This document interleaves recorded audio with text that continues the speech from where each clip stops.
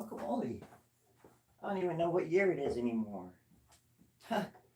Who would have even never thought about that sometimes? But that's okay. Just gonna turn the little space heater on for a second. And then we're gonna sing us a little song. A song about love. It's love, Harry. It's love. Yes, it is. If you didn't know.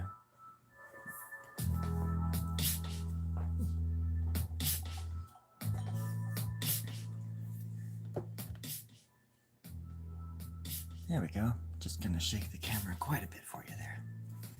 That way everybody can just know exactly what it's like to be me. Just for a moment. A moment in time.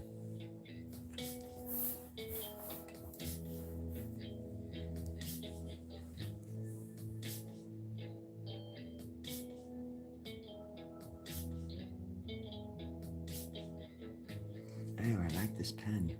This is that pen again. There's been a few different kinds of Sharpies in this pack. Everybody thinks they're all the same. I'm here to tell you, friends, you're wrong.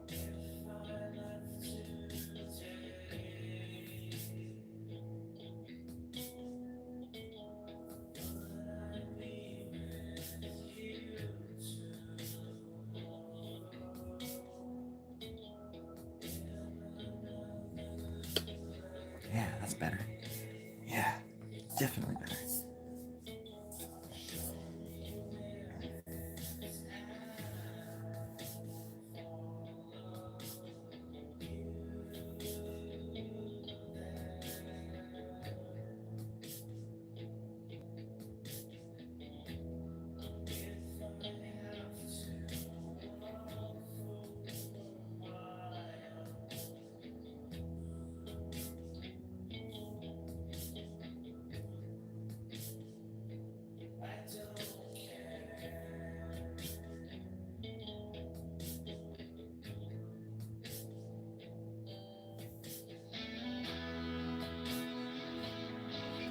Today's December 6th, 2039. I've been asleep for a very, very long time.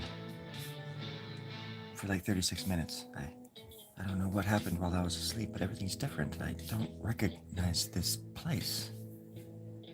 But what do? You make coffee and you start drawing. That's what you do. You gotta get up, you gotta make some coffee, and you gotta start drawing. What else are you gonna do? Go to work? Pay the bills? Hell no. You're gonna break into somebody's garage with a coffee mate that you've been carrying around in your back pocket for the last 36 years, and you're gonna make some goddamn coffee and some goddamn art in the goddamn dark.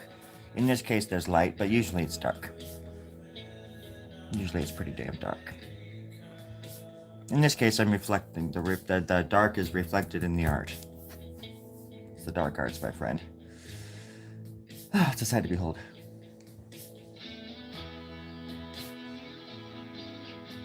At any rate, it's good to see you.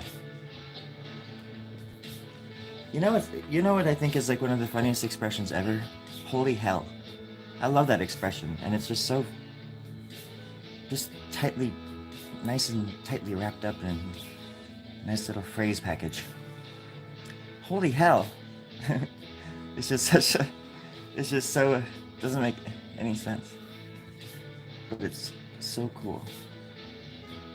It's like chicken lips, you know? It's like, oh, chicken lips. Hey, Grandma, did you know that the Earth is round? Oh, chicken lips. That's what they're telling me in school. Next, they're going to tell you that circles can roll downhill. Did you just hiccup, or was that a laugh? That was a hiccup, okay.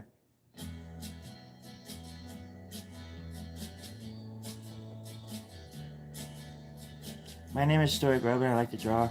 And this is a drawing of my dream. It was a dream in the sequence in the key of C. Are you sure it was C minor? It didn't sound very melancholic to me. I'm not a depressing fuck. What do you mean? Leave me alone. Gosh, who are you? You get out of my garage.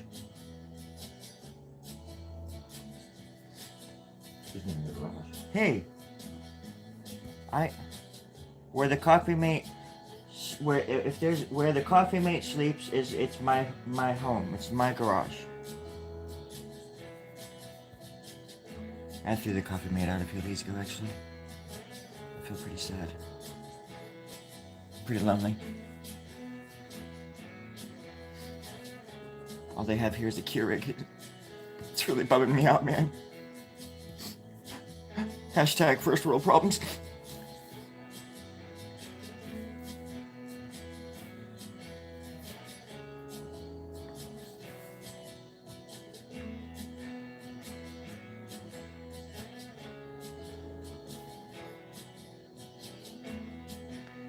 TGIF, everybody. TGIF. TGIF. What's everybody doing tomorrow night? It's gonna be so cool.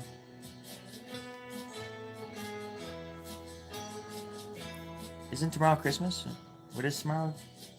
The 7th of December is the best day to remember. Is that old expression?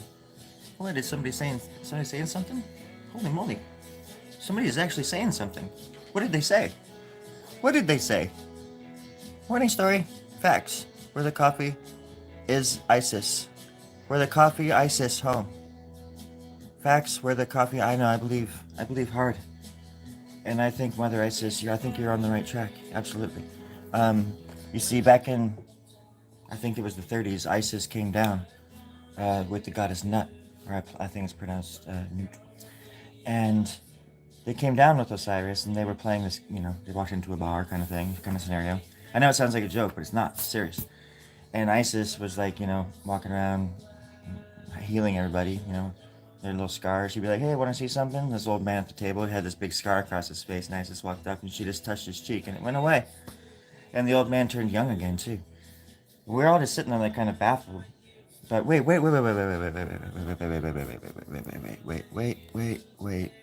a second. Where the coffee is...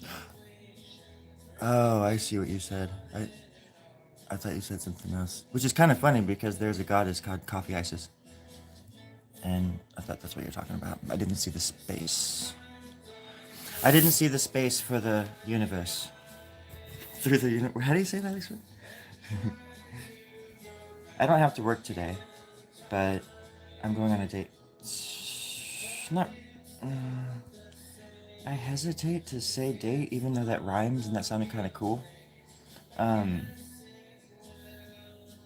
I ain't no fool. Shit, I'm on a roll! I'm just so bad at talking to people. It's like I feel like I have no time for like a serious relationship. But obviously there's, I have needs. I just don't know how to be I'm just such a dork when it comes to that kind of stuff. Like talking to anybody like that. I get all like worked up thinking I'm gonna talk to him. Yeah, I'm gonna do this. Or I'll do this. And I'm just like, hi.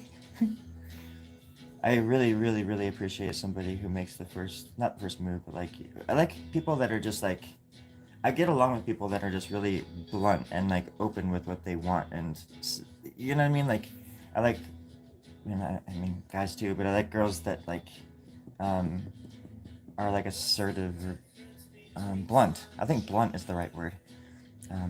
That look like Emily Blunt. No, I was kidding. That are just like, just tell you what they want. Not in a sexual way. I don't mean like that, but just in general. They're just, you don't have to like guess. But because I'm horrible at making the first move or trying to like, even like hold hands or something. It's like horrible at that stuff. And I'm 45 years old. It's like I feel like the 45-year-old, like a virgin or whatever that Madonna song is or something. Hey, thanks, Keanu. I love your films. I seriously do. What? I can't believe you're here right now. Wait a second. Oh, that's okay. Are you his little brother or something, or what's going on here? I know, Javier. I'm right there with you. Because, and it's not even, I'm not even, obviously it sucks because of the other person can be like a total nightmare too. But like, for me personally, it's like, I I know I have a lot to offer somebody, but I feel like it is. I don't know how to explain it. I want to be able to offer more to somebody. I need to date somebody or something that has like a hobby like I do, because I can't just date like a square off the street, because they're gonna be like, "Why don't you ever spend time with me?" I'm gonna be like, I draw. Don't you see what I do? This is what I do." Do you ever turn off? It's like, do you ever turn on, bitch? What? No, I didn't say anything. Just kidding. But no, it's just like it is. It's like I've been learning how to be by myself lately, and it's been wonderful, to be honest. I'm drawing hair sort of up here. It's like a head. Can you see the head?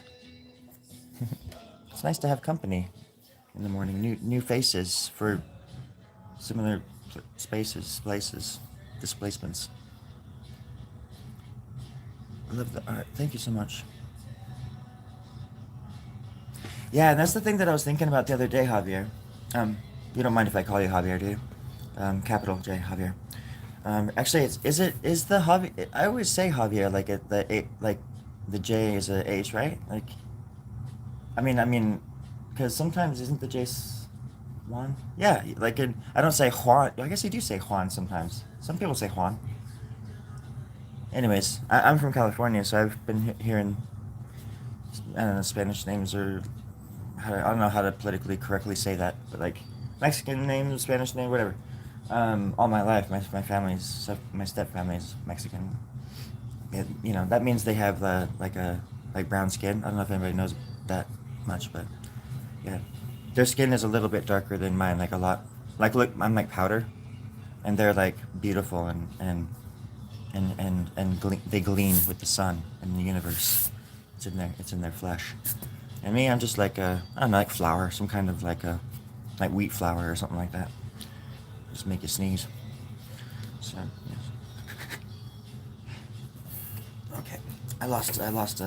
I think we were talking about dogs eating pollywogs on a broken log in the middle of a soggy bog. So, I will go with that, my friends. No, it's just. Plus, I feel like I'm just. Oh, yeah, yeah, that's right. What I was going to say. Um, is that it's interesting to think like that there is somebody out there because this is a huge, big planet, lots of people, billions of people and whatnot, and it is just interesting. I gotta turn the song up. I like this song. Plus the water heater. Hey, Therma. The water heater kicked on. She hates it when I ignore her, but hey, Therma. How are you heating? I mean, we're water heating up this morning. How are you doing? um, Gosh, I lost my train of thought again. Where was I? Where was I on here anyways? Up here somewhere. Oh yeah, it's just interesting to think that there is like out there somewhere like somebody like thinking about me just like I think about them like because I have dreams. I talk about my dreams a lot on my channel. But I have dreams where, I fall in love with people and stuff and it doesn't happen all the time anymore, but like it happened like 2 days ago. And then I ended up because I woke up out of the dream and I felt horrible because like I was just sort of like torn away from this person that I had fallen in love with. And I was like looking into there. It was like I don't know. There's a movie called Somewhere in Time with Christopher Reeve, and he gets pulled away from the woman that he loves, and it's like a dream sequence sort of thing because he gets ripped away through time back into the future, and away from this girl that he went through time to find. And I'm thinking about that scene, and it's just so terrifying because of her face when she sees him being slipped away or pulled away, I guess. Um, it's a really good movie, Somewhere in Time. You should check it out. But I don't know. It's just interesting to think that there's somebody out there like that's wanting somebody like me, and I'm not talking about just me. Everybody feels like this, from time to time. If you haven't already found someone that you connect with, I mean, I'm not trying to sound like it's a lone wolf over here or something. Like I was saying, I've been really enjoying being by myself lately and rediscovering myself. I go dancing by myself. I go line dancing. I go line dancing in the streets. I got pulled over the other day for line dancing in the middle of the street 17 times. Like absolutely in a row downtown in front of everybody. I don't give a shit. I will park my car, double park it, and get out and I'll line dance by myself in front, and everybody's just, and I have the music in my head, and then you look at other people from other people's perspective, throwing rocks at me and stuff, and they're just, I can kind of put myself in their shoes, but they don't let me because, well, line dancing is a, I don't know, it's one of those things that you don't really borrow other people's shoes. You have your own boots, you have your own ropers or whatever you want, you know, and you get out there and you dance. God damn it, you dance. I think it would be the most annoying world ever if people were literally dancing in the streets all the time, like they want us to, like the liberals want us to do. Shit, sorry. I didn't mean to hit you across the fucking head there. I'm sorry. I'm so shitty. Sorry. God damn it. I didn't mean to cuss either. God damn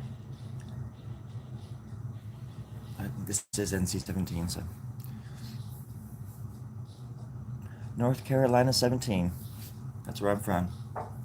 Mm-hmm. Thanks, Therma. Therma was. Where are you from, Therma? Oh, okay. Yeah. The water heater. She's from Southern Carolina. I didn't even know that. Oh, shit. That made her laugh. Oh, Therma, you're so full of it, full of sediment. That's why you knock around like that, you old bitch. Okay. Yep.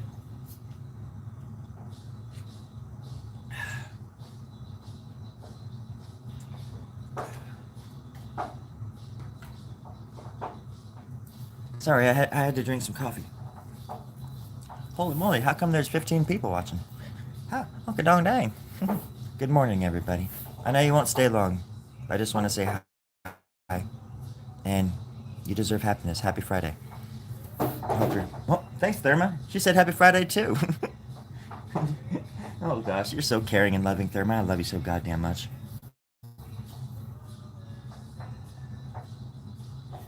I think we were talking about dinosaurs on liver sores. Weren't we? Right before we were talking about opening and closing the doors. Mm-hmm. Yeah. Well, Therma, we're live right now. You don't even know that? What do you mean you don't? What do you mean I don't tell you nothing? Oh, girl, get on over here, girl. You go. She's so silly, acting like I don't ever. Therma, you interrupt us all the time. I don't know what you're talking about. We interrupting you. You're not sleeping out here, sweetie. You're just waiting for somebody to use the hot water inside so you can stir it on and stir the pot. I know, I know. I know, baby. Happy Friday. Happy Friday to you too. Happy Friday. Okay. Can I just draw over here, please? She's gonna start steaming and flicking hot water at me here in a little honka-dong second.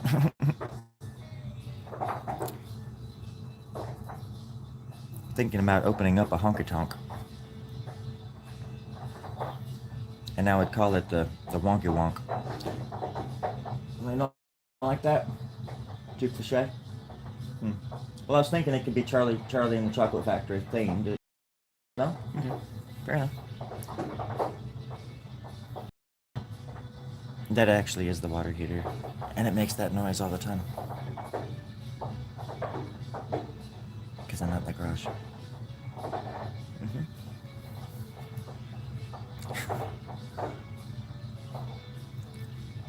Silent J. Javier. Javier. It's if you when you say it like that, it's more like it sounds very like Italian. Javier. Javier no. Javier no Ricci. I don't know. I'm reaching. Javier, I'm reaching. So, yeah. My name's Sean Kelly. I'm like the most white bread person you'd ever meet. No wonder I just had a nervous breakdown and started dressing in aliens' clothes. My mom's side of the family is from Venus. My dad's side of the family is from the moon. But they all sort of got along a while until the Great Eclipse of 1812. And that's when the fit really hit the shan, my friends. But I don't think anybody remembers that as much as we do. Because when the Flemmies like came down from the sky that night. What? I'm getting something in my ear. Somebody's telling me my producers are talking. What? Oh, okay. Now we're still at Dimension 6? They haven't experienced that one yet. Okay. Sorry, folks. I was a little. I think I started this. Then I must have started this whole thing off by saying we were in 2039, or yeah, I think I did. Okay. Sure. Sorry about that, folks. Okay. Thanks. Okay. Hey, folks. I just need to make a correction. A little embarrassing. uh, this is actually. I'm pretty sure this is Dimension 6. So this is actually 2024. When I came on earlier, I think I said it was. Never mind. Let's just act like it. I mean, nothing. I mean, nothing. I was just making a joke. It was just a honky donk dang joke. I'm just a country. I'm just a simple country boy. I don't even know what you're all thinking about. But everything's fine. Nothing's gonna happen in about 3 years.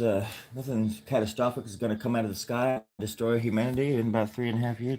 But just love the ones you're with, folks. Please love the ones you're with, even the ones you're without, because you're gonna need them when the never. I just can't even. I shouldn't even be saying nothing. Y'all are just gonna have to experience it yourselves. You can't be causing no butterfly ripple effect through time and space and different dimensions and crap. Not like we did last time. Isn't that right, Terry? That's right. He remembers that. Terry's been there. Terry's been there with me since the very beginning. Since the very beginning of all known recorded history and time. Isn't that right, Terry? Terry? Oh. Damn, that boy was quick. I think he read your comment there, Dragon. He's gonna go make some more coffee. Make me a cup too, you little son of a gun. Hey, good day. Good day, Passer. 21. Australians are such a weird breed. Living in the future. Living in the future. Well, I'm right there with you, friend. I'm left there with you. I'm right, left. I'm up and down, left, right. I'm west, east. Ah, see what I mean? Time doesn't make no sense, and it don't matter when time don't exist, and it don't make any sense. It just don't make no gold darn sense. I hope the air is fine for you down there in 2124, Pastor. It's been a long time. We all deserve some happiness. I've been saying that for years. Today is only yesterday's tomorrow, my friend. Psalms 31:33. And the burning bush said, grab some papers and roll me up. I'm done. Amen.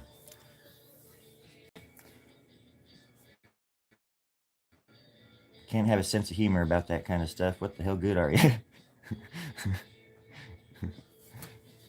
Lord knows God invented wait, what? Lord knows God. Lord knows that God invented humor. So why not use it? Why not use it? Humor. Why not be funny with it? It's like that. It's like the rap song. Like, isn't it called Jiggy? Let's get jiggy with it, or whatever. Witty. Let's get witty with it. And you know that hip hop. I'm pretty much from the hood, so just bear with me. You might not understand my lingo, but it's there. And I did that thing again where I say it's. I gotta concentrate on that. That's something I gotta work on. I could say that's instead. That's. Yeah, I like that. Oh, that has a ring to it too. Sorry, folks, I'm having a battle in my head that nobody can hear but me. Yeah, it's called masculine. The only way to fly. That's a quote from The Matrix. I think I've only done. Yeah, I have done masculine, and I don't like it. I also don't like muscle relaxers. I would think I would, because my body is so freaking tense, like all the time. I was just telling my aunt this today. I'll go and get a massage, or I'll go to the dentist, and they'll be like, okay, relax the masseuse, relax your body, or just relax. Just lay down, just relax. I'm just like, I can't fucking relax. My body is just always very, very, very, very tense and taut. It's very taut, not tight. It's Tart. Um, and not tart. It's tart. Yeah. So yeah, I don't even know what the hell I'm talking about. How are you? Oh, I'm good. I'm good. I hope. I'm. So yeah, things. Wow. It's really. Mm-hmm. So yeah, good. Thanks for asking. Um, I'm sorry to be so articulate, but I'm really trying to be articulate about it and think articulately about it. Literally, articulately. And I really like the word articulate. I'm really concentrating on that word too much. Um, yeah, last night was awesome. I worked in San Luis Obispo, and it was just a really cool day. And I just sort of like, because I've been having these weird sort of like, panic attack things uh, about the new job and like, some borderline existential kind of stuff too, because I'm just like, I feel like my art has been, even though I draw on here all the time, I feel like my art out here, out in the real world, has taken a back seat again. And like, to like, because for a while it was just wonderful to be able to just, and I'm grateful as hell that I had all that time to really find myself more, because I did in the past. I didn't have a job since February 22nd, and and then went down here when I was trying to find work. It was like really. I mean, I think Pastor, you were here for a lot, maybe a lot of those conversations, and I was working at kennels. I got a job at a kennel. I just couldn't stand it. It was fucking disgusting the way that they had the dogs in there and stuff, and um, it's not like they were hurting them, but it was just filthy. It was filthy. And then, like I just can't stand seeing dogs lonely. Like they miss their people, and no matter how nice you are to them or how cool, they just are in there and they're just so sad.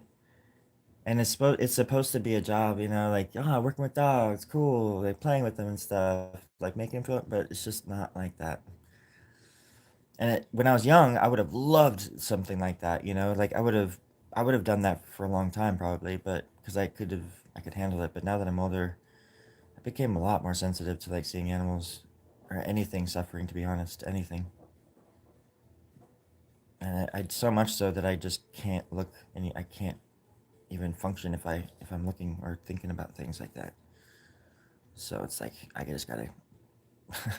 I just didn't even go back to the kennel. I just physically that the morning I wanted to go up there and talk to the owners and stuff, but I just couldn't go back up there.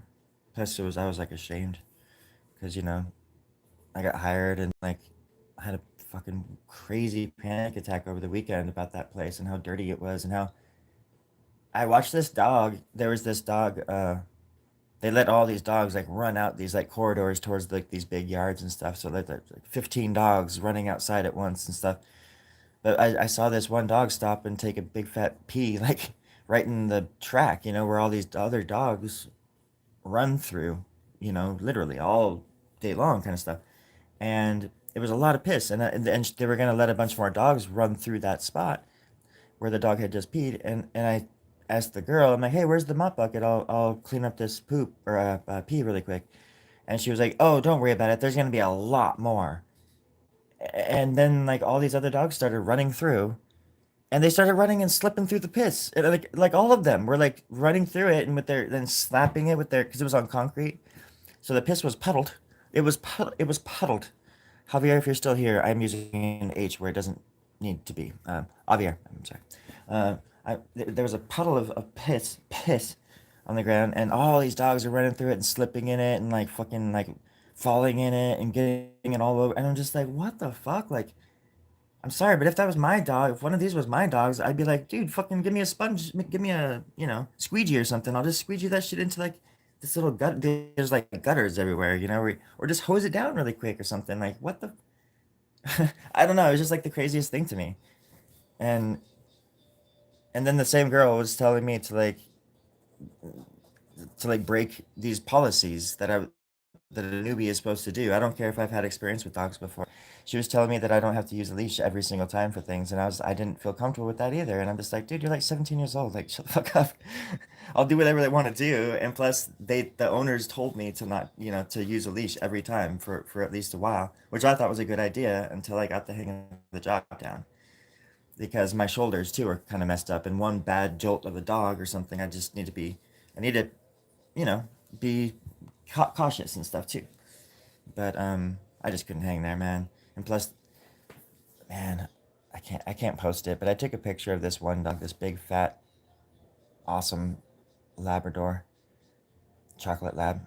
I think his name was Charlie. Is. And God, when he would just go out into the runs, they were just the runs out there. They were in like these kennels, and he was just a big old boy, just an old dog, and they were just in like dirt. There just wasn't even like what do you, like pebble gravel or anything like that. Pebbles, Jesus. Um, I don't know. I don't know. I know dogs are resilient, but he looked so sad, and like any little attention that he got that I could give him, like he was just so grateful for. And I was just like, and there's like 40 or 50 dogs, and you can't even like, and they said that there's like over like almost 100 during like the holidays and stuff, like boarding and shit. And I was just like, there's no way I can handle that with these people, and like walkie talkies and dogs just like barking 24/7. I was just like, oh my gosh. But yeah, on top of that, just the filth was just, it might have been one thing if it was clean, and if they were clean, but from top to bottom that place was just dirty and dusty, and cobwebs like for 50 years had been that. Like I grew up uh in rural California. It's like we used to sneak into shop. We grew up in barns and nobles. Shops and things like that, like all the time when I was a kid. And you go into like these old shops on like these old people's property sometimes, and there's just thick layers of dust, and there's like dust on cobwebs. Like there's cobwebs that are just like 50 years old that have like 70 years worth of dust on it. You do the math, kind of stuff. And this place was like that. I'm like, you guys have, even in the office, it was just so fucking gross. I couldn't believe how fucking filthy it was. And that's where like people come in to get their dogs. And I'm like, you guys don't even dust the office. It's like, what? I don't know. And like, maybe I'm just a little OCD too, but it's just, you can't even, I didn't even want to breathe in that place. It was just absolutely gross and disgusting. Sorry, I will stop talking about it now.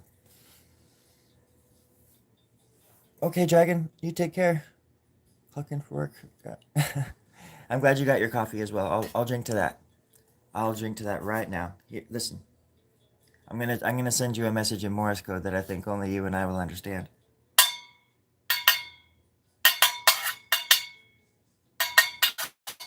that,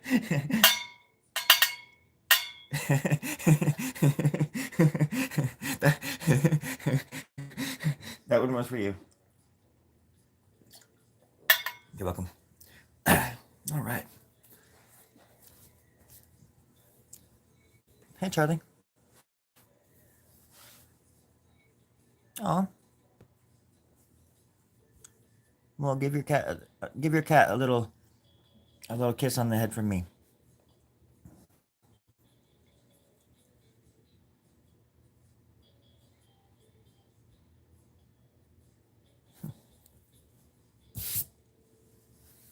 My cat does not cuddle with me. I think I'm trying to slowly introduce cuddling into her life. I think she's starting to understand it, but she's super independent. And anytime I walk, she's like gosh, what does she remind me of? She's very elusive. Like if I'm walking towards her, no matter what, even if I'm not even like going at her for her, like she is just like a little fly. Like you're trying to catch a fly with your fingers, and it's just one step ahead every single time, you know. Because for you, it looks really fast, like you're going super fast, but for them, it's like,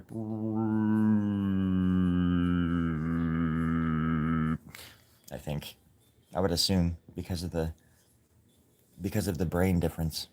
Our brains are a little bit bigger than flies. I'm pretty sure. Except for there was a movie with Jeff Goldblum called The Fly, based on a scientist back in the 40s who actually turned himself into a fly with some kind of magic, I don't know, like machine that turned people into bugs. So I don't know exactly if that guy's still around, but he did. He ended up dying. So I don't think he is still around. Maybe he's a square, but if he is around, I don't know. I feel like I would have rolled him down a hill or something like that by now, like a donut, or maybe like a slinky. Who knows? So I just hi. Okay. I have a question. I have a question. Oh, can I do a poll on here?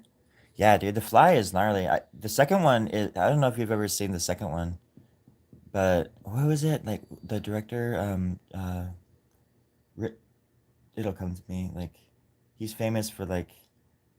Oh gosh, I feel like such a dork that I can't remember his name. I want to say Rickenbacker for crying out loud. Why do I want to say Rickenbacker? That's a ridiculous name.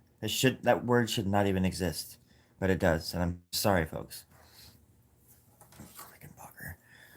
Um, David, not David. Uh, Cronenberg. Cronenberg did The Fly. I don't think he did the second one, and the second one is with Eric Stoltz, and it's like I don't recommend that one. I saw it as a kid, and we would just watch movies because you know we only had two stations on television, so that you know if there was a movie we would watch it. But I hated that fucking movie because there was like this dog in it that put in the machine, and it came out like a mutant, and it was like his dog, and this it's a really um I think like Eric Stoltz is like an orphan or something, and they take he lives in this facility where they're doing experiments on things, and he loves this like golden retriever dog, and then like this guy who doesn't like him takes the dog away and puts him in the machine and makes him like a monster, and he's all pathetic, and I just remember that scene from the movie, and it's like he's in this like weird, what do you call it, like a silo prison cell sort of thing or something, and it's just like so freaking sad. I remember crying so much when I saw that movie because it's just like it looks like The Thing, you know. It really looks like the dogs from The Thing, in when it takes the dog form in the kennel. I can handle The Thing because I know it's like it's like a monster, but in the Fly too, it's his pet, you know, and then you see it as a golden retriever, all happy and shit before, and then it's like they torture it and stuff. And it's like no, I just can't stand that shit. I'm a for somebody who likes horror so much, I'm kind of a lightweight. I just don't ever like seeing animals suffer, even if they're puppets. but but the first one is like yeah, Gina Davis is in it. I remember seeing it a bunch, but I just can't remember it very well. I don't know why I'm still talking about it. Chris Wallace did Fly too. Cool. Chris Wallace. Yeah, me neither. I don't think I've seen it since the 90s. Such a trip to think about that we're in the 20s now. In the roaring 20s. It's like 100 years ago, people in the 20s were like just getting used to electricity. 100 years ago. That's like a lifetime away. God damn, it's so crazy. Like somebody like that's 100 years old today, like what they've seen in their life, how fast everything changed,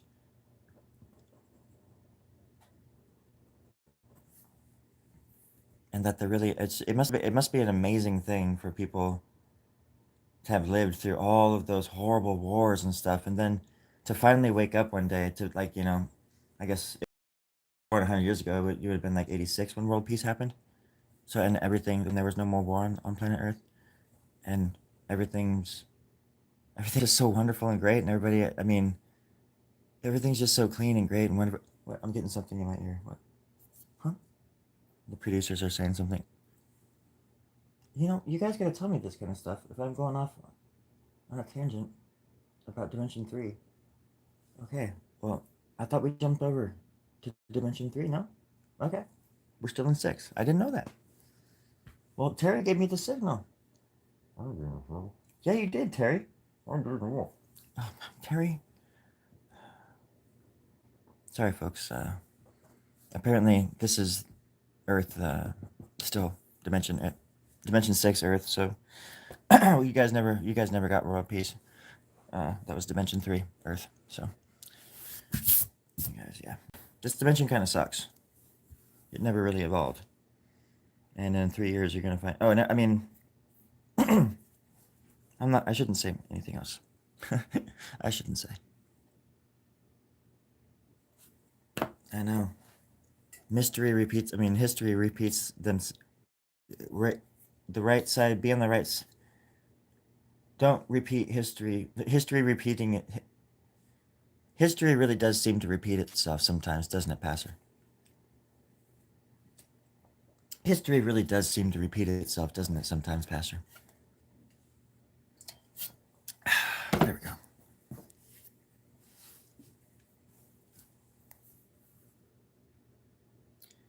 go. That's what I like about just sitting out here in somebody else's garage without them knowing it and drawing out here in the complete dark. Oh shit! What the hell? I wonder what it does. What does it do when it says orientation is wrong or something? I don't know. Does it go sideways or something, or what do you guys see? It's strange. Happy thoughts. Peter Pan's got kids. I was telling my mom and aunt the other night, like, I just have every day. It's like I have these like great epiphanies now, and I just honestly do feel like I'm only like 26 years old. I'm just never gonna grow up. But I was at work the other day, and this lady and I were talking, and it was just one of these mornings and I also do think it's like it is like happy thoughts make you look young, like having a kind, happy heart makes people look young and feel young, I think, too. It goes hand in hand, I think. But I was talking to this lady for like 45 minutes today about stuff. Because I was like, the day before, I was having like the worst day of my life, like trying to figure out my place in the stupid universe again. And then that night, about 3 or 4 days ago, I woke up from the dream I was telling y'all about, where I was in love with this person, and we were like rolling around and under the covers, and it was innocent. It wasn't like gratuitous. Hadn't gotten to that point yet, but I they were beautiful. This person and I was madly in love with them, and they were madly in love with me, and it was wonderful. And then I started waking up, and I knew it, and I said I pretty much had to say bye to them in like the flash of an instant, and like so. But anyways, most of the time when that happens, the rest of the day I'm just in a really sad, somber mood because I just feel like person I love was just ripped away from me, which has happened in my real life a few times. The few times I dared to live like that, and I thought that it would last all day, this feeling, but instead when I got to work, I just something else happened. I just chose not to feel that way. And then I just started the first person that came in, and I was just like, "How are you doing?" And I was just like, really, it could, converse, communicate. What's the word I'm looking for? I was just really talkative, and I did some crack in the bathroom. You know how crack is, though. It only lasts 12 seconds, but it's a great high. And you can say and talk to so many different kinds of people in those 12 seconds. But after those 12 seconds, on the street, I'm looking for the next high. Really, what I'm looking for is the next low, to be honest. But anyways, this person was in the store, and she she was kind of like, people are just sort of like rough and just minding their own business. They're like, yeah, hi, kind of thing. Excuse me. And she was getting products that I knew needed to go into like a program so it could like work towards her points or something like that. So I asked her her name, her last name, and she gave it to me, and then she said her, oh my gosh, my throat.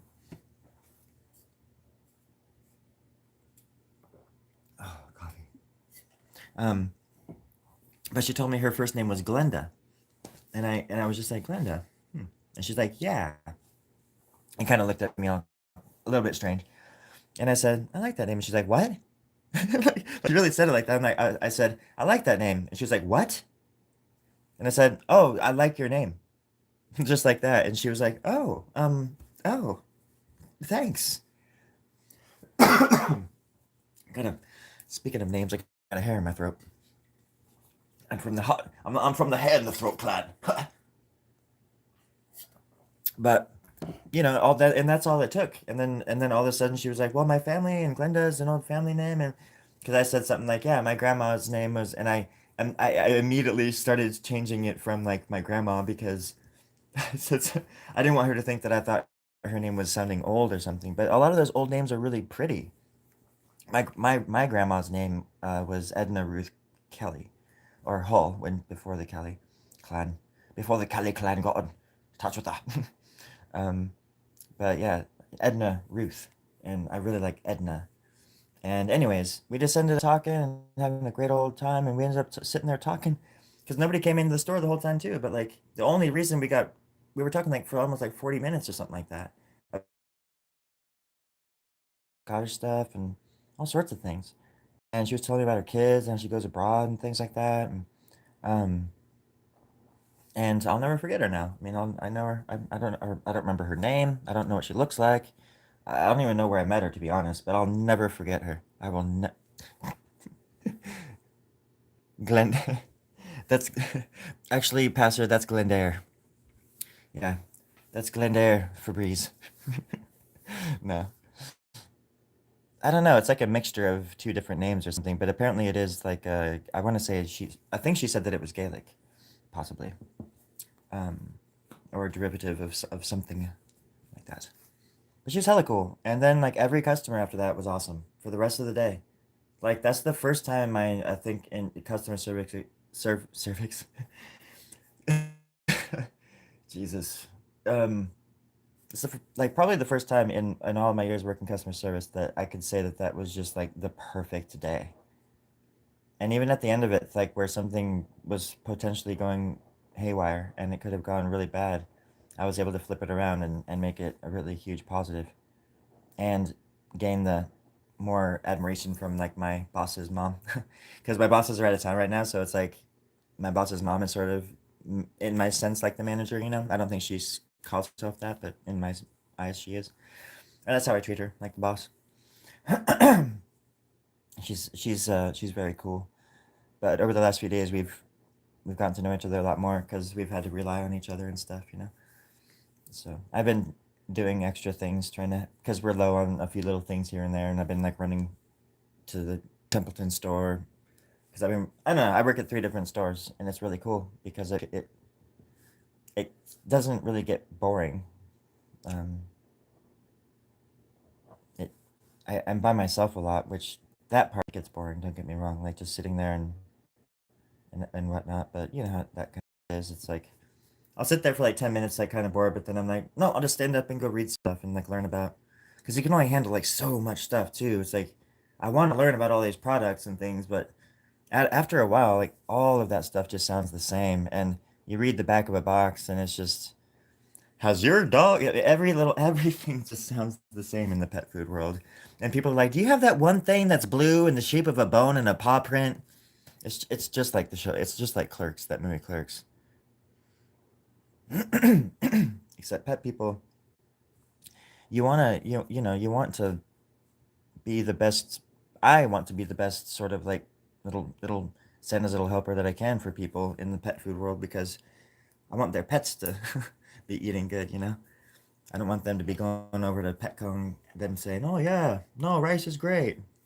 Definitely put rice on steak. That gives it so much of a nutritional value." Fucking veterinarians telling people to have their dogs eat rice and corn. Shame. Shame on them. That's the battle that we have to have every day. For years, we got people off of grain friendly foods because these dogs were having gastrointestinal problems, allergies, their hair were falling out, they were just having all these issues. They couldn't poop right and all this stuff, and they were getting diabetes because corn and rice break down into sugar, and especially in the quantities that they put into it. So they give them other kibble, which is bad for your diabetes, 100% bad for them. Even for cats, they give them kibble, and cats aren't supposed to be eating kibble at all. Kibble is like the worst thing for cats. But it sucks because if you just like with us, if you want to eat good, you have to spend an arm and a leg. For example, I only feed my cat arms and legs, just just from people that don't need it, need them. There's a clan down the street where their limbs grow back, so I go down there and I harvest about 3 times a week. It's the truth. That's the truth. I can tell you that much. Oh man, yeah. Pastor, I was having a hard time about even just like 3 or 4 days ago because I feel like I was thrown into this position and I felt sort of trapped in a sense, just that because I haven't felt I didn't really get trained on certain things, and the last thing you want to do is look like an idiot in front of customers. And my boss is like, "Oh, you can call me anytime. If there's a problem, just call me." But it's I don't know if a lot of people don't understand when somebody's standing across from you and they're like waiting, and then people are piling up behind them and they're all looking at you while you're on the phone with somebody, and a lot of people don't even know who you're talking to. They're just like, why is this guy on the phone? Like, as this angry customer is standing right in front of me, it's like it's not easy just to call your boss, even if it's your boss, and then he's like, I'm like, hello? And he's like, yeah, this is Chad. I'm like, Chad, hey, this is a customer in front of me. I'm like, gosh, dang it. And then I'm like looking at the customer like, oh my God, they're gonna kill me. Um, but the whole point I'm trying to make is that in the last few days, I've with my boss is gone, and it's just been me and Karen and this other girl Kylie, pretty much talking back and forth. Um, my confidence has skyrocketed in those jobs in those shops because it's been a crash course. I've learned a lot. So when somebody comes in, they're like, "Oh, can I do this or this?" And I'm like, I'm trying to figure it out. I don't know how to do it. And they're usually people are like, "Oh no, that's totally fine. It's totally fine. Don't worry about it." But still, I feel bad if somebody wants a receipt. So I should be able to find how to print the receipt, right? It's like common sense. But there's every store. I work at 3 different stores, and they're all different. Like all the POS systems are just a little bit different. So I have to hunt. But at each store, when that has happened, when the person leaves, I go back in the computer and I find it. So yesterday that happened, and then I went through afterwards and learned how to do it. So I've been learning on my own, which is obviously better for me than somebody telling me over the phone how to do something, because that's not how I learn.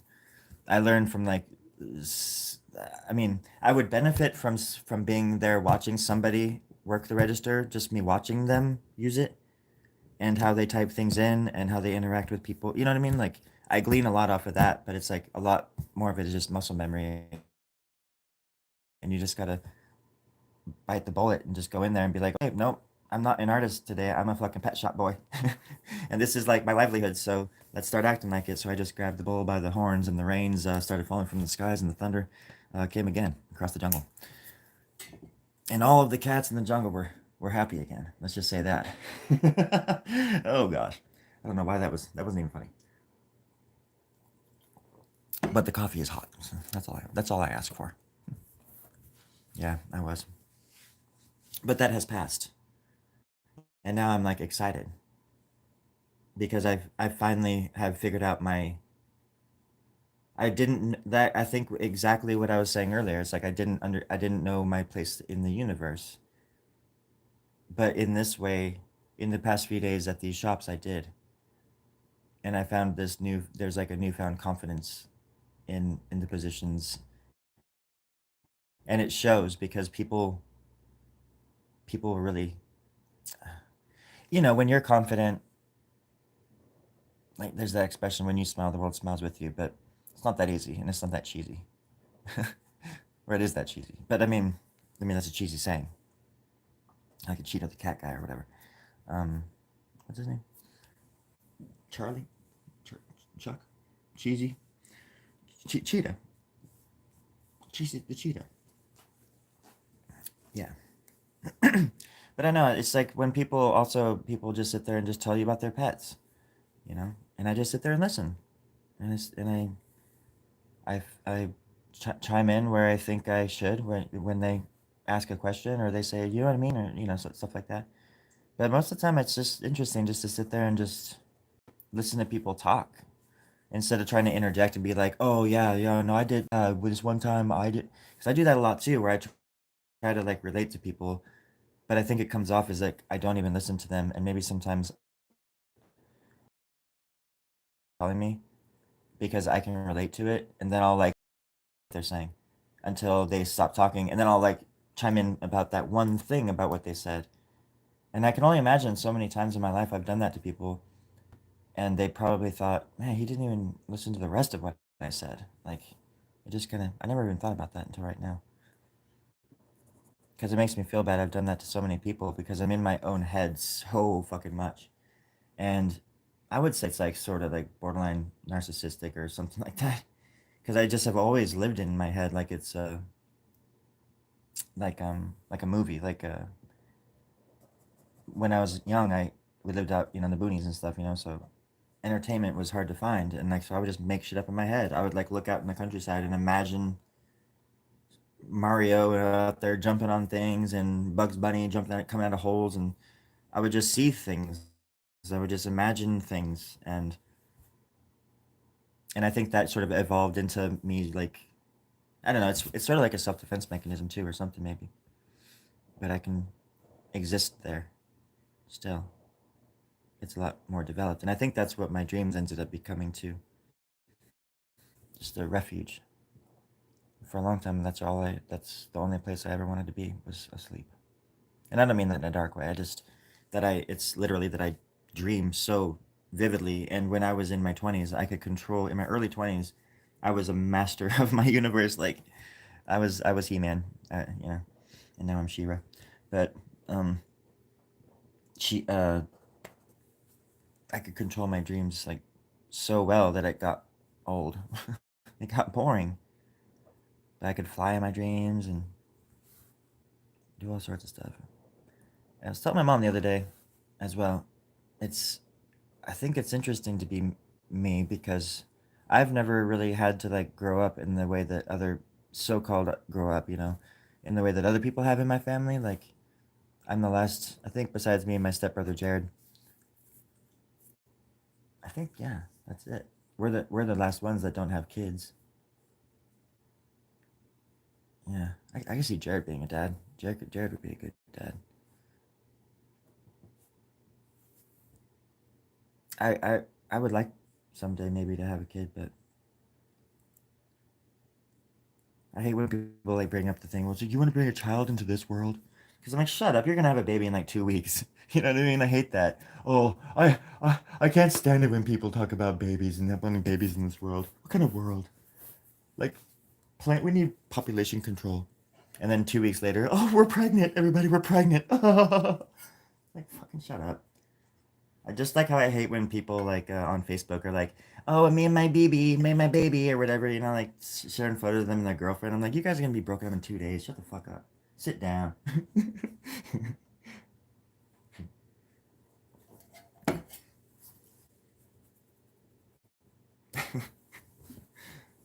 Social media is so silly.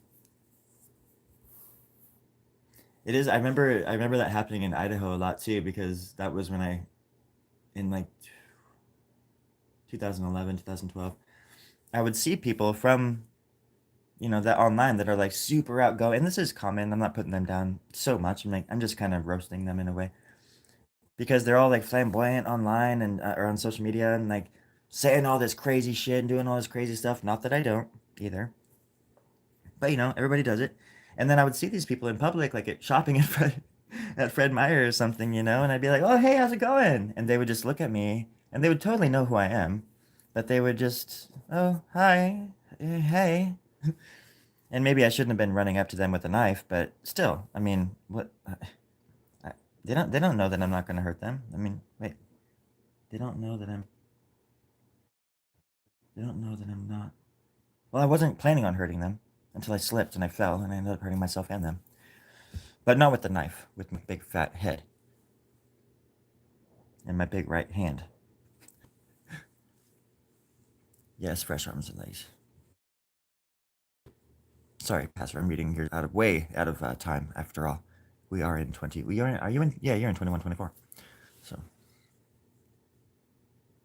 yeah, exactly. Well, and that's the thing. It's like, am I gonna sit here and be like I was the other day, where I was like literally just standing there when I got to work, and I was just didn't know where to even start, and I just couldn't move. I just stood there, and I remember thinking like, this is not good. Like that I'm feeling like this. This is something's got to change. And I think it was, again, it was just a matter of having to go through those feelings and figure out what it was that was, some kid came on here the other day and he's like, "You sound easily triggered." And it's like, yeah, man, have you ever been alive? That's what being alive is. It's like literally like just being everything triggers you. And triggered is like you know, people just make these words sound so ridiculous and shameful nowadays, but what's wrong with that? I think everybody's triggered by something, or everything is a trigger potentially. But the thing is, yeah, you can be triggered, but I got an itchy trigger finger. It's true. It's very itchy. Better watch out. Um, but the whole thing is to focus on them and find out why. The why, not the oh, I gotta hide this or act like it's not happening or be ashamed of it or something. But no, to call it out and be like, what's going on here? And when I did that, I realized what was happening.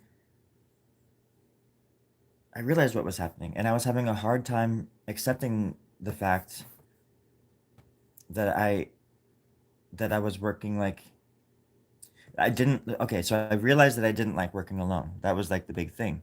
But then it's like, okay, but the bosses are out of town. Karen's in Cambria. Kylie's in Templeton. That sort of thing. Like, there's only so many people. You have to work alone. Like, you just have to do it. So you have to figure this out. And that's what I did. I swam. And then again, like what I've said before, and everybody knows this kind of stuff, but it's hard. It's different when somebody says it versus when it happens. When it happens, because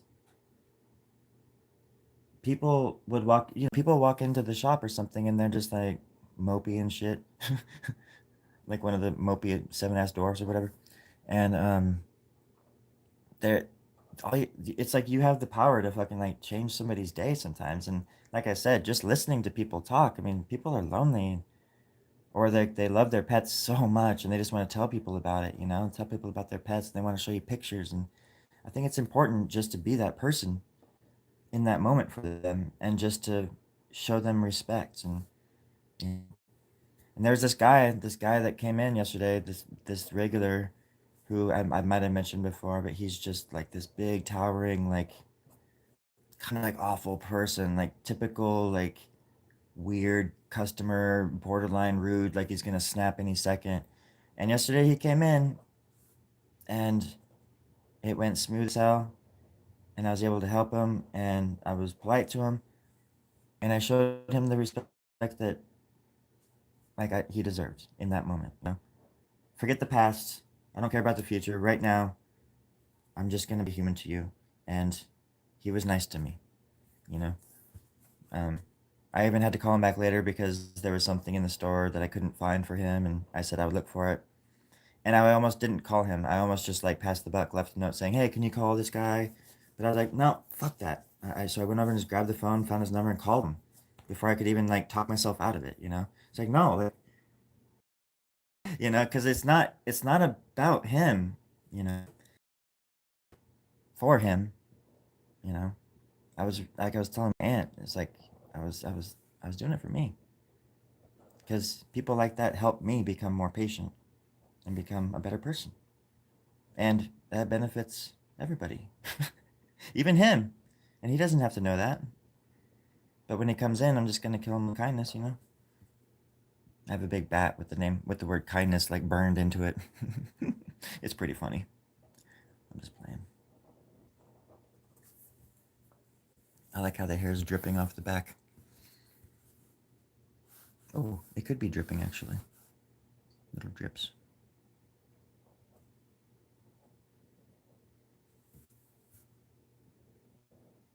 But yeah, I think people too are just surprised when people are kind. I think they think that there's always a catch.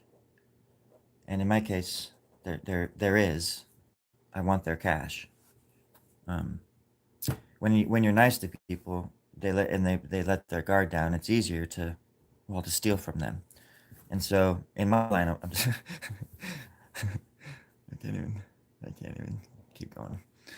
No, no, it's just the thing. Even Karen was saying it's for all the help, extra help you've been doing this because like the bosses have been gone. I've been doing extra stuff that I probably don't need to be doing, but I wanted to do because for the other stores because I can first of all, and I know what it's like to be. Just even a few days ago, I knew what it was like to be in a position where you need help and nobody's there for you, kind of thing. And I was like, I can help, and I can do it. I can be there. So I told Karen, I'm like, it's just like the golden rule, man. I wouldn't want to be somewhere and not have help. So I try to implement that shit every day, all the time. And I hope that that resolve will just get stronger and stronger over time. Did I use that word right? Is that redundant? There's a cool song by Green Day called Redundant. It's a good song. I cannot speak. I've lost my voice. Speechless and redundant. Cause I love you. I'm lost for words. It's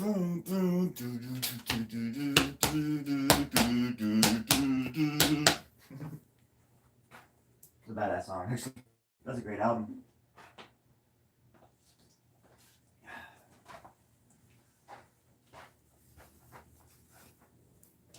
Oh gosh.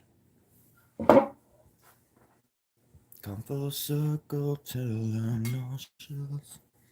That dude can write some lyrics. I don't care what anybody says. Dookie has some of the most amazing lyrics I've ever heard in my life. I used to just sit there. I didn't even like them at the time. My brother listened to them, my older brother. And I would be bored and just be sitting in his car while he was talking to his friends. And I would just sit there and like read the linear notes to that album, Dookie. And it was all like in Billy's handwriting, like his journals and stuff, just photos and stuff. So I would just sit there and like, whoa, dude, I was even at like, I must have been only like 16 or something at the time. Like, damn, dude, can, this guy can write some words.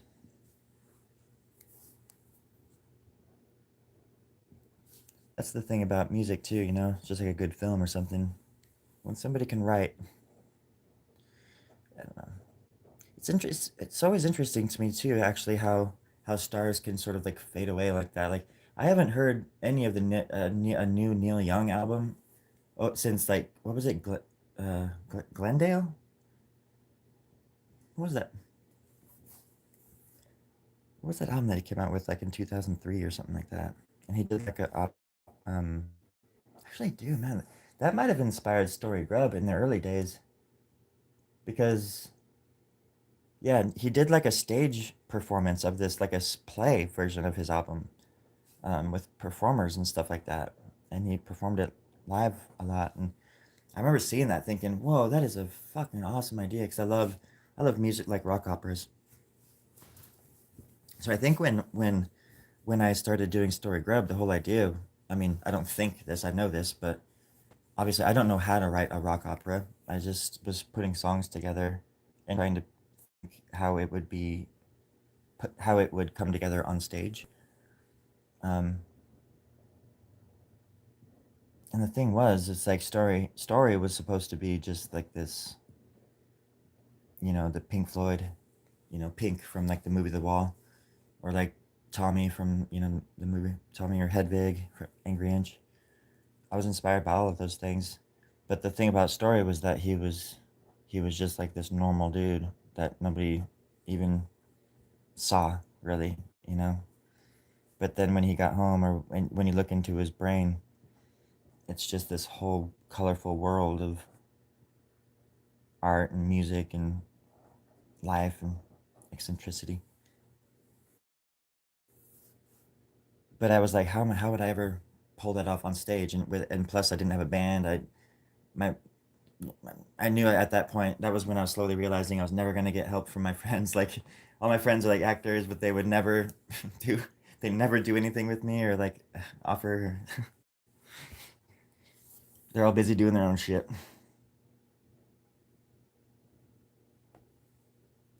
So then like I've said before, I just became Story Grubb. I started even signing my artwork as Story back in 2009, and Sean Kelly went away. And then actually briefly, I think for a while, for like a month or so back in the 20 teens, somewhere in 2015 maybe or 14, I switched back and I was just gonna start doing Sean Kelly on my art again. But then it just didn't feel right because I don't think the art comes from Sean. Well, Sean is just my slave name. I know that was insensitive. I didn't mean it like that. It was a quote from a movie. But yeah, I tried out many names before Story, and then Story stuck. Back in high school, I was Seton, Seton. Seton was a really dark version of me. When I was a teenager, I had a really dark mind. I wanted to do dark things. I think it was like I was either gonna become like a really, really famous serial killer, or I was gonna go to law school. It was one or the other. Funny enough, they both ended up happening. Don't tell anybody. It's just between us.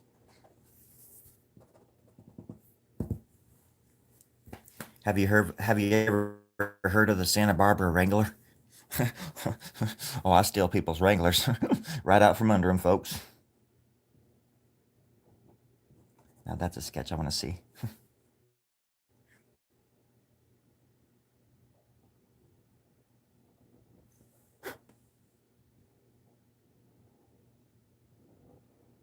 Oh yeah, that's what I was going to ask earlier. What movies should I watch with this girl today? Um, there's Gladiator 2 or a movie called Y2K. I think Y2K looks pretty funny, and I feel like it's saying something about our culture and where we're headed, and the the synapses between people, friends, and the brains that we all share as a collective hive. Thank you so much for stopping by. Did you did was Harden?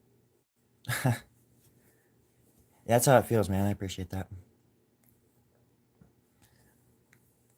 It's just sometimes you have to do that. You have to like cut the umbilical cord, so to speak, because I just felt like a lost puppy at first, and then I was like, but today I don't want to feel like that. I don't want to feel like that. Plus, I think on the way to work, I was listening to Talking Heads, and they really got me worked up and ready to ready to take on the world. There's gonna be a Christmas parade down there tonight too in San Luis.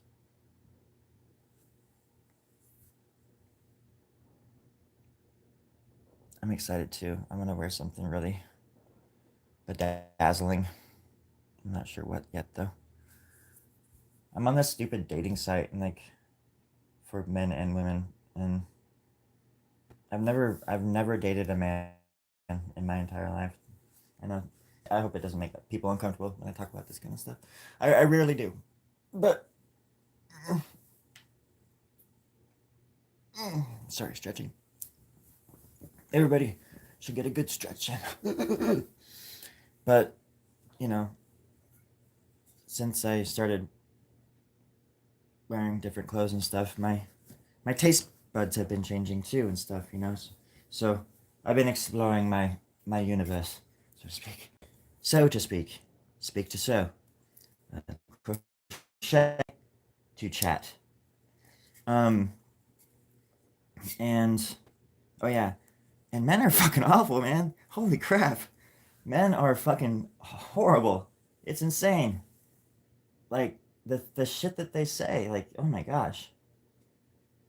And it's like the kind of stuff like I can't even. I mean, I guess I can imagine what they would say to what they do say to women on dating sites, but um, it really does make me feel for women like way more than I ever thought. I didn't because you know like the guys that hit on me and stuff. A lot of them are like trying to be discreet or they're married or they're like conservative or that kind of stuff and they'll like oh just tell me that kind of stuff. They're like I'm super conservative but I want to be with a cross dresser. I'm like what the fuck, like I'm just like a like people that cross dress are just like these just like anything. I mean there's anything can be a sexual object, but it's weird to like because I've never really experienced this before ever in my life being sort of like sought after. I hesitate to say that, but like, because it sounds vain or something like that. But it's, I don't know. I can rock a skirt. I can, and I can mountain climb. I never have done it, but I have. I have had visions of dying doing it, so I know I'm eventually going to do it. It's just a matter of time. Um, but yeah, it's just been it's been a really interesting experience because I wouldn't even write a girl and be like, what are your kinks or something like that or what do you want to come over and ask this or that or they're just really gross and I'm like first of all I'm not the kind of person that's attracted to I'm not attracted to physical stuff. I'm attracted to like if you're smart like even like mannerisms or like if you're I like people that are just don't take themselves too seriously or that I don't know, like I'm not. If somebody sends me a junk pic, a pic of their junk, a picture of their junk, uh, their trash, I. It's not like I'm gonna get off on that. I don't care about that. I'm much more interested in like the person, you know, the personality. That's what excites me and it turns me on or whatever it is. And I think it's just weird on these sites where it's like that doesn't even exist. And I'll even say that, and I'll be like, can you use your words? Like, what are you saying right now? Like, trying to get them to like realize how awful they're being. It's just, I don't know why I brought that up. It's just one of those things that has been happening the last few days, and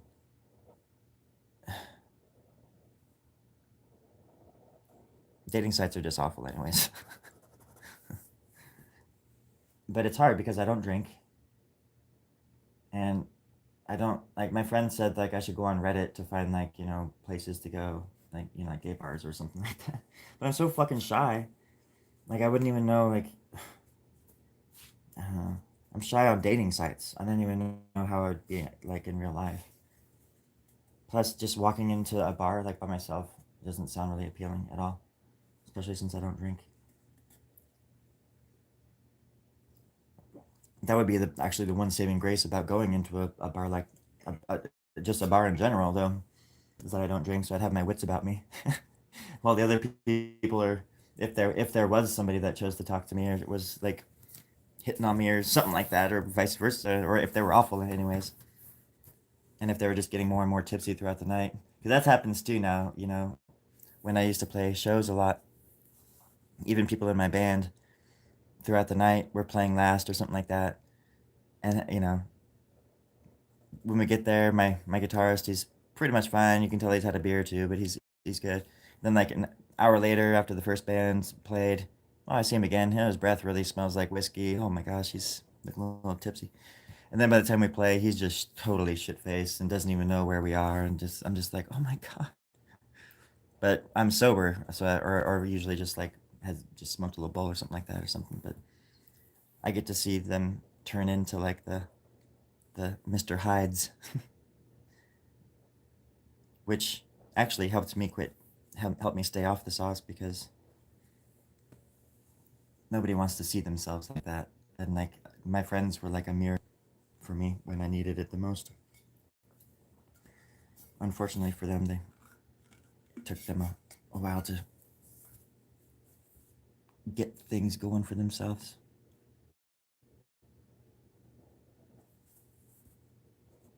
I have some really, really talented friends. I've known some very, very talented musicians and songwriters in my life. I'm very blessed. Got to share the stage with many, many, many great people. We opened up Green Jelly back in 20 in at a New Year's Eve party in Boise. I think I've said this before, but yeah, the Green Jelly. They used to be called Green Jello, and that's like the beginnings of like Tool and Pussifer and all these bands or something. But yeah, Bill Bill Manspeaker from Green Jelly, he stayed at my bassist's house for like 2 weeks during December of like 2012 or something like that. And then we had this huge, huge New Year's Eve party, and it was the biggest crowd I've ever played to, where people were like moshing almost to our band, and we were dressed up like crazy, crazy people. We used to dress up for every show, but my friends would don suits and ties because I always wore a tie, and usually like wigs and hats and things too. But my friend Luna wore like angel wings, and we were a pretty entertaining band. And then I just remember there was this guy because I was high. I was high as a fucking kite that night on like speed or something like that, and among other things. But by the time we were playing, I was like flying, and like there's this guy. There's this place was just at capacity, and there's this dude right in front of the stage like yelling at me and stuff, and I kept looking at him like shut the fuck up, or just ignoring him as long as I could, and I just started yelling at him like shut the fuck up, dude. Like I have the microphone, bitch. Happy New Year, fuck. That was the night I introduced my mom. My mom was there. I don't think she knew that I was high as shit, but I don't. If she knows, that's fine. But if she knows now, I mean that's fine. But she didn't know then. But she even said something like, "It was crazy because you were on stage. You're like a completely different person." You know, she. This is just from an outsider's point of view of something that is very common with performers. Because that night I was on stage and we played and we rocked the hell out and we did all this shit, did a lot of encore and all that. And then Green Jello started playing and everything. But when I got off stage, I just made sure all my stuff was off, out of the way, and I went and sat down at a booth and I just started drawing because I'm just like super shy and like there's a lot of people, so I just went over the corner and just hunkered down and hid because that's what I do when I'm off stage. I when I'm on stage, it's like a whole different thing. Obviously, that's how a lot of artists are, I guess. And I miss being I miss doing that, playing music live, but it's just such a chore. And I just mean with like the other people that you have to work with. Obviously, it's it can be a little bit hard to deal with everybody's personalities and stuff, especially not with me so much because like they were all my songs or whatever, but people thought that other people in the band wrote some of the other songs. And then when I actually kicked Luna out of the band at one point because she started just kind of going in a different direction and kind of disappointing me in a way. But like, man, like taking over in a way like the limelight or something, and I didn't even do that, and it was my band, So it was just like somebody else doing it in the band. It was just kind of weird. Um, and anyways, we had a falling out sort of, and I kicked her out. I tried to let her back in a month later, but she was all butt hurt still. Um, but yeah, my band went through a lot of different incarnations out there. A lot of different personalities.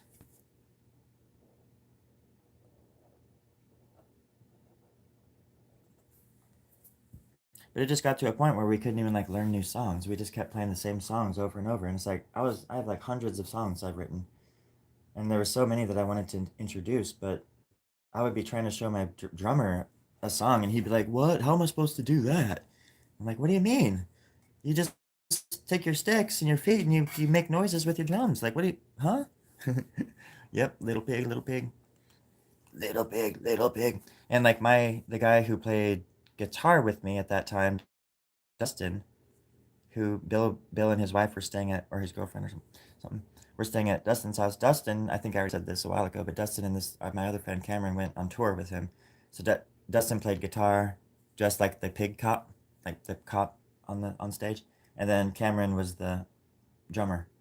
And so they went and toured like the East Coast with him and shit. And I asked Bill if I could make artwork for him one time, and but he wanted me to do it for free. He's like, "Yeah, man, you should do this and this and this and this and this," and I was like, "Okay," and I did this like awesome drawing for him, and then um, he just treated it as like a fan thing and just never. He was just like, "Cool, that's great, thanks," and then never because the whole point was because I knew him at that point, and I was like, "Oh, I was hoping to like do some artwork for your band and make some a little bit of money," but it was really weird.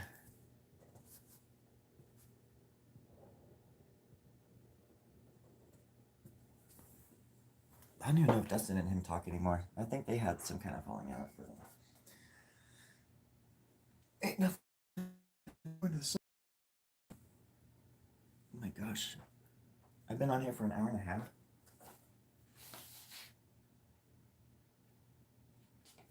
I should probably get shoving off here in just a little bit.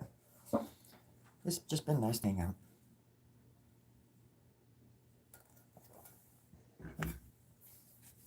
Maybe go lay down. Maybe my cat wants to snuggle.